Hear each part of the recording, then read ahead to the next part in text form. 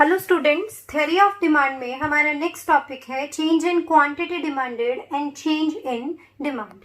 Change in quantity demanded is connected with movement along demand curve. अगर quantity demanded में change आता है तो डिमांड कर्व पर हम एक पॉइंट से दूसरे पॉइंट पर मूव करते हैं. And second is change in demand. अगर डिमांड ही चेंज हो जाए तो हम डिमांड कर्व से ही शिफ्ट हो जाते हैं.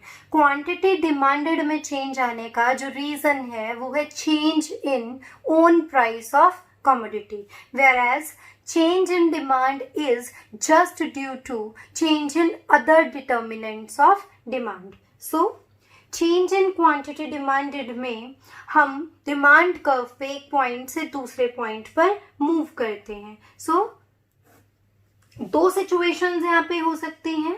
फर्स्ट है एक्सटेंशन ऑफ डिमांड और सेकंड है contraction of demand.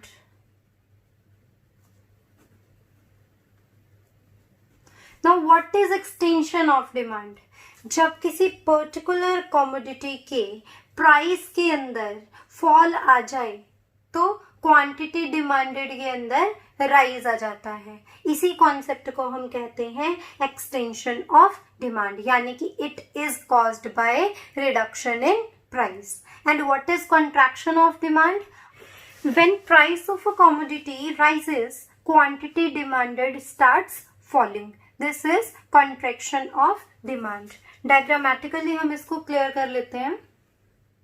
For extension of demand on xy plane, on x axis we are taking quantity and on y axis we are taking price. Suppose at 5 rupees price, quantity demanded of a commodity is 1 unit, but if price falls to 1, then quantity demanded raised to 4. So this is movement from A point to B point on DD demand curve. So if price is 5, then quantity demanded is 1.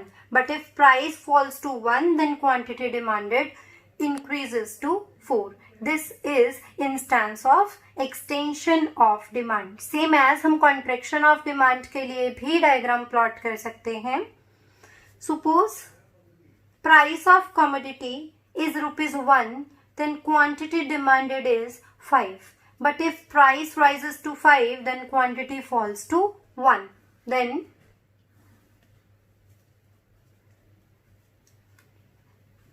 at 5 rupees price, quantity is 1, and at 1 rupees price, quantity was 5.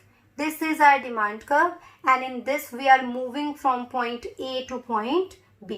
जब हम upward direction में move करेंगे तो ये contraction है, लेकिन जब हम डाउनवर्ड डायरेक्शन में मूव करेंगे तो ये एक्सटेंशन ऑफ डिमांड है. Next comes shifts in demand curve. Shifts में दो तरह के शिफ्ट्स हो सकते हैं. एक तो है increase in demand and the second is decrease in demand. This increase or decrease is caused by change in other determinants of demand other than own price of the commodity.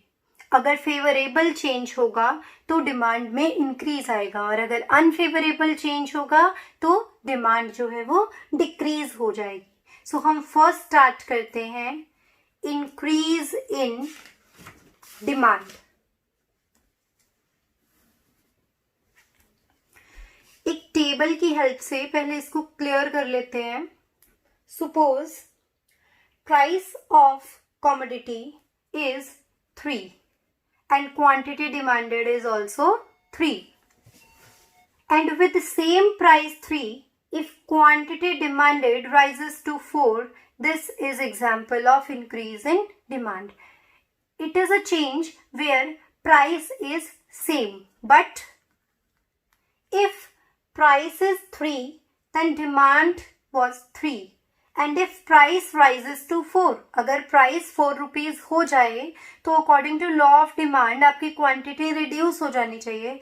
Still your demand is 3. It means जो यहाँ पे factors role play कर रहे हैं, there could be taste and preferences, expectations, income of consumer or price of related goods. So increase in demand को हम diagrammatically clear कर लेते हैं.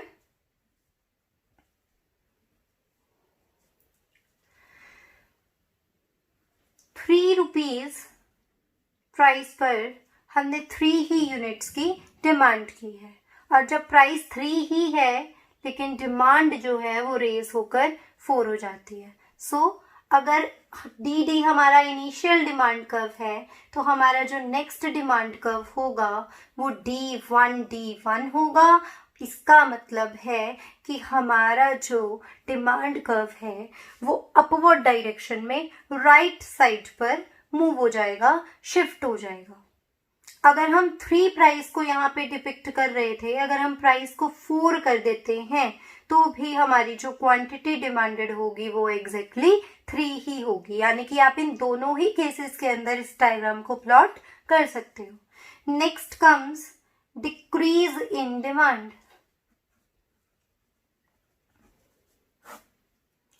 Suppose price of commodity was 3 and quantity demanded is again 3, and at the same price 3 demand is reduced to 2, and at 3 price quantity demanded is 3. If price is reduced quantity demanded बढ़ जानी चाहिए लेकिन वो quantity same है, यानी कि other determinants unfavourable impact जो है वो आपकी डिमांड को दे रहे हैं.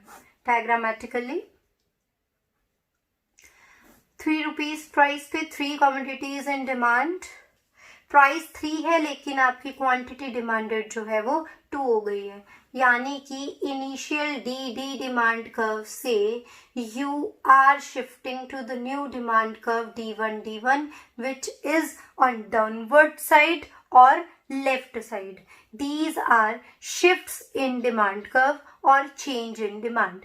क्वांटिटी डिमांडेड में जो चेंज आता है वो प्रोडक्ट के प्राइस में इंक्रीज या डिक्रीज आने की वजह से होता है, और 2 सिचुएशंस हैं, एक्सटेंशन या फिर कॉन्ट्रैक्शन. हम सेम डिमांड कर्व पर एक पॉइंट से दूसरे पॉइंट पर मूव हो जाते हैं, लेकिन अगर डिमांड में ही चेंज है इसका मतलब दूसरे डिटर्मिनेंट्स रोल प्ले करते हैं. इसमें इंक्रीज भी हो सकता है और डिक्रीज भी हो सकता है. सो डिमांड कर्व जो है वो शिफ्ट हो जाता है फ्रॉम इनिशियल और ओरिजिनल डिमांड कर्व.